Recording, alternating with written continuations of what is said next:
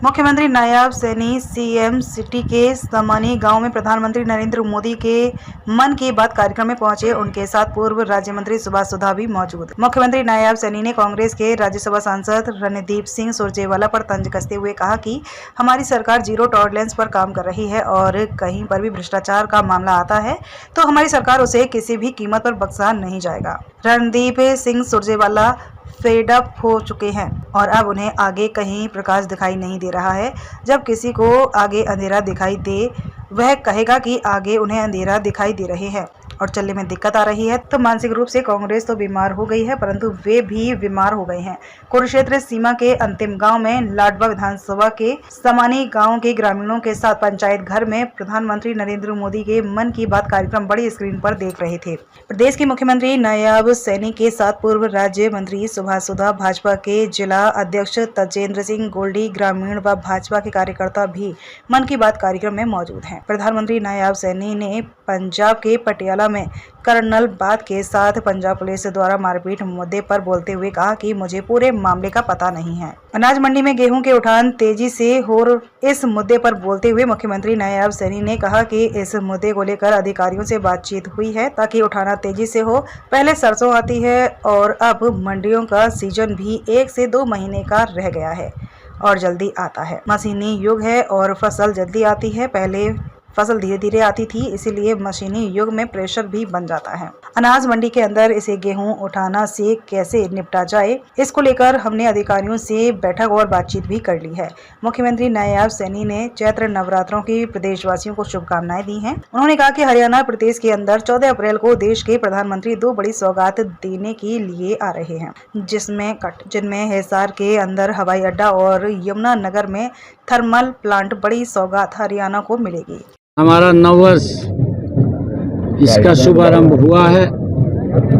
मैं पूरे हरियाणा प्रदेश वासियों को आज समानी गांव में मैंने आदरणीय प्रधानमंत्री जी की पूरे गांव के साथ मन की बात को सुना है। मैं सभी को नवरात्रों की बहुत बहुत बधाई और शुभकामनाएं देता हूं। आदरणीय प्रधानमंत्री जी हर महीने में लास्ट संडे देश के लोगों से जुड़ करके मन की बात करते हैं और उस मन की बात में जो देश में लोगों ने अपने अपने क्षेत्र में अच्छे काम किए हैं, जिनसे देश के लोगों को प्रेरणा और उनके कामों की सराहना होती है, वो मिलते हैं। उसका लाभ भी पूरे देश को मिलता है और लोग उसके अंदर आगे बढ़ करके काम करने के लिए प्रेरित होते हैं। मैं मन की बात के कार्यक्रम आज सुनने के लिए यहाँ समानी में आया हूँ। मैं सभी गांव वासियों को और आदरणीय सरपंच साहब हमारी शिवानी जी, उनको बहुत बहुत बधाई और शुभकामनाएं देता हूँ। आज नवरात्रि शुरू हो गए। सीएम साहब, दिल्ली के अंदर कर्नल बाट का मामला गूंजा है, नवीन जिंदल सांसद ने भी उठाया है। पंजाब के अंदर कर्नल को पीटा गया, मारे गए, संसद के अंदर कर्नल की पिटाई की गई थी और काफी मामला उठा था। संसद में भी पंजाब पुलिस के साथ लोगों ने, पंजाब पुलिस ने बड़ा मारा उनको, कर्नल बाट। एमपी साहब ने, जिंदल साहब ने भी संसद में कल उठाया कि इस पर कार्रवाई होनी चाहिए, गिरफ्तारी होनी चाहिए, सीबीआई से जांच होनी चाहिए। राजनाथ सिंह से मिल रहे हैं, कल शायद टाइम मिला उनको।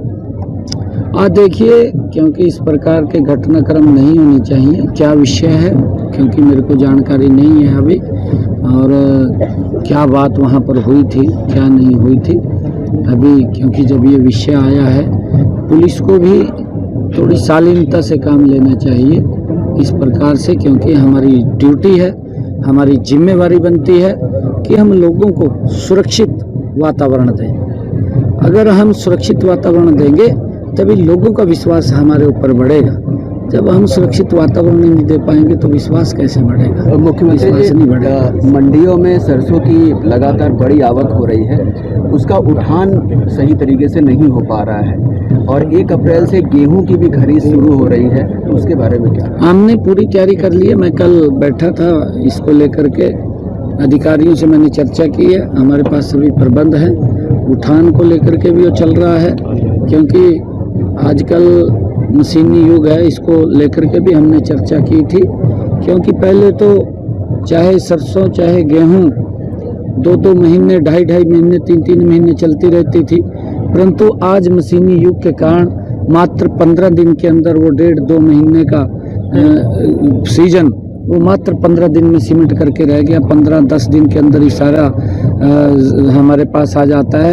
एकदम इतना प्रेशर होता है। मैं कहा इस प्रेशर को आप ध्यान में रखते हुए इससे कैसे निपटा जाए, इसकी भी हमने आगे प्लानिंग करनी चाहिए ताकि किसानों को इस प्रकार की दिक्कत नहीं। हाँ, आज लाडवा में भी मीटिंग है और 2-3 गाँव में और भी आज लाडवा के कार्यक्रम है, उनके अंदर रहना होगा।